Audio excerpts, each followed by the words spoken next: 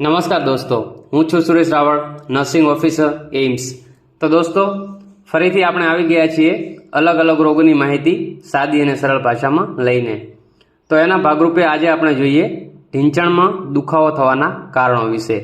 તો દોસ્તો, ઢીંચણમાં દુખાવો થવાના મુખ્યત્વે 4 થી 5 કારણ હોતા હોય છે, જેમાં સૌપ્રથમ છે ઓસ્ટિયો આર્થરાઇટિસ એટલે કે સાંધામાં ઘસારો।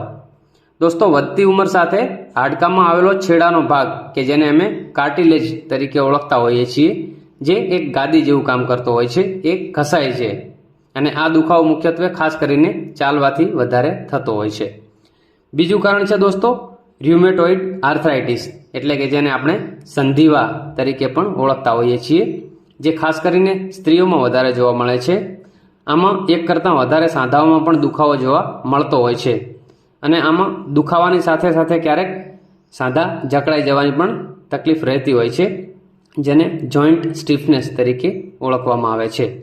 ત્રીજું કારણ છે દોસ્તો સ્પોર્ટ્સ ઇન્જરી એટલે કે રમત રમવાથી થતી ઈજાઓ, જે સાંધાઓમાં વધારે પડતો ઘૂંટણ વળી જવાથી આવી ઈજાઓ થતી હોય છે। આમાં દુખાવાની સાથે સાથે ક્યારેક સાંધામાં લચક પણ આવી જતી હોય છે। ચોથું કારણ છે દોસ્તો ટોનની લિગામેન્ટ્સ એટલે કે ઢીંચણના જે લિગામેન્ટ્સ સ્નાયુઓ છે એની અંદર તિરાડ પડતી હોય છે અને એના કારણે સાંધામાં દુખાવો થતો હોય છે। પાંચમું કારણ છે દોસ્તો પટેલોફિમોરલ પેઇન સિન્ડ્રોમ।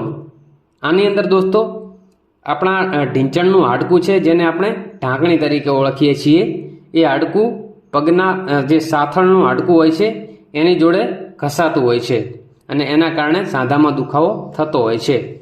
તો દોસ્તો, આ જોયું આપણે ઢીંચણમાં દુખાવો થવાના કારણો વિશે। હવે આવતા વિડીયોમાં આપણે જોઈશું એની સારવાર કઈ રીતે કરવામાં આવે છે। તો દોસ્તો, માહિતી પસંદ આવી હોય તો આપણી ચેનલને લાઇક, શેર અને સબસ્ક્રાઈબ કરશો। મળશું આવતા વિડીયોમાં।